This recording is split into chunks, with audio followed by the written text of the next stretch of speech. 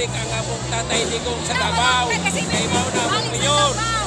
Wala na ilahin among tumong na nagtipon-tipunta work for PRRD.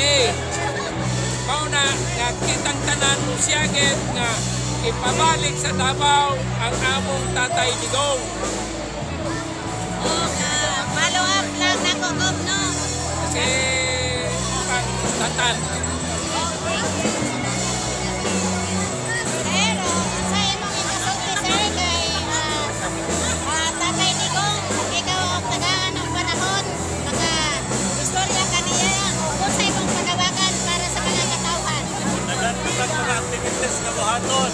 So karon pa lang daan amo nang ipanawagan na karon maabot ka July 28 adlaw sa zona ni Bangag Marcos, no? Nagtapok-tapuhon kay atong akbangan ang zona ni Bangag Marcos diya sa Rojas Freedom Park, no? Alas 12 sa udto magsugod ang ato ang people zona. So kana si atong paningkamutan unsa kadaghan karon mas madaghanon pa nato ipanawagan nato ang pagpabalik sa ato ang mayor sa Davao City. Rodrigo Duterte.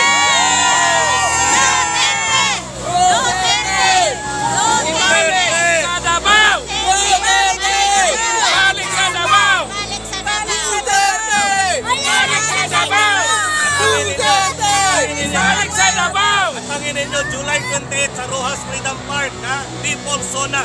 No, ato na siyang i-organize, no? Kana siya People's Initiative. Walay mga leaders na kitang ka lang leader. Oh, Barbie, nimo ana, sir. Kaisabi nimo. Kaisabi nimo. Oo, man, siguro.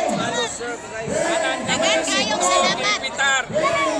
Para maduog ang inaing sa mga sektor representative. Tama. Suporta ninyo ana, sir. Ang katauhan kinahanglan lubarog para sa kadaugan diri sa lungsod sa Davao ug sa tibuok Pilipinas. O na ano ang atong mga daig. O daghan kayo. Daghan kayo nag-comment.